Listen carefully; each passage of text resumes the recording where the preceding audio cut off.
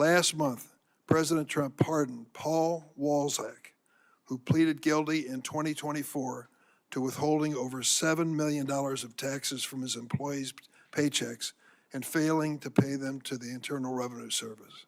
What warranted Mr. Walzak's swift pardon by President Trump? His pardon application explicitly cited millions of dollars his mother raised for President Trump's campaigns and other efforts to support the president. But that was not enough. It was 3 weeks after Mr. Walzak's mother attended a $1 million a person Trump fundraiser in April of this year that Mr. Walzak was miraculously receiving his pardon.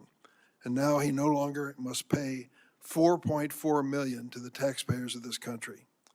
That's one example of the many pardons granted to President Trump's wealthy donors and political supporters.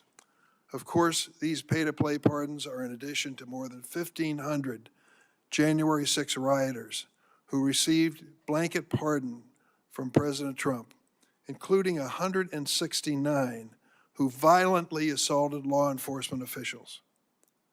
And we're going to make a question of cognitive ability. I think we should consider what happened in Alberta, Canada, just this week, where President Trump was at a press conference with British Prime Minister Keir Starmer and said the following: "You all know the great PM of the UK, and we just signed a document." President Trump continued, "We just signed it so we have our trade agreement with the EU. Britain has not been a party to the EU for 5 years, but President Trump made a statement which clearly was wrong." Now I'd like you to see a short video that includes some other examples of cognitive ability.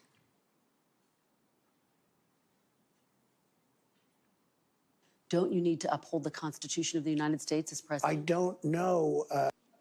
The windmills are driving the whales crazy, obviously. I have concepts of a plan. They're eating the dogs, the people that came in. They're eating the cats. They're eating the... I know about magnets is this. Give me a glass of water. Let me drop it on the magnets. That's the end of the magnet. The kidney has a very special place in the heart. Right, and then I see the disinfectant where it knocks it out in a minute, 1 minute.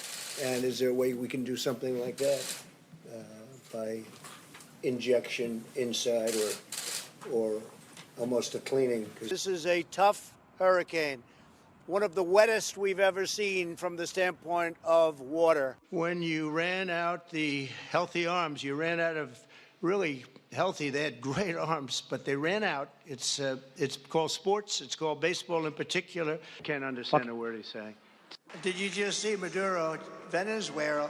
It's unbelievable. Well, I don't know about it. I mean, obviously, I'm not involved. He wants to know why the proclamation was signed in the dark. I don't know when it was signed because I didn't sign it. Other people handled it.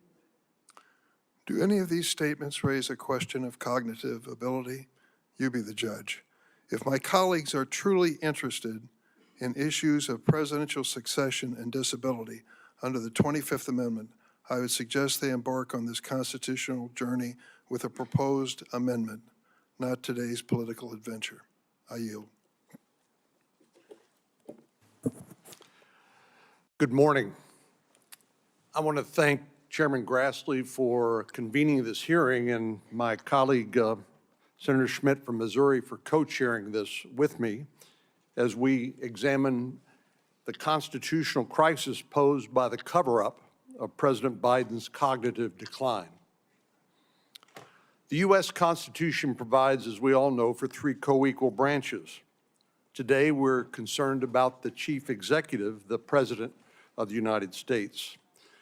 As we know, the chief executive, the head of the executive branch, enforces the laws, appoints high-ranking officials, serves as commander-in-chief of our armed forces, can issue pardons, and can veto and advocate for legislation.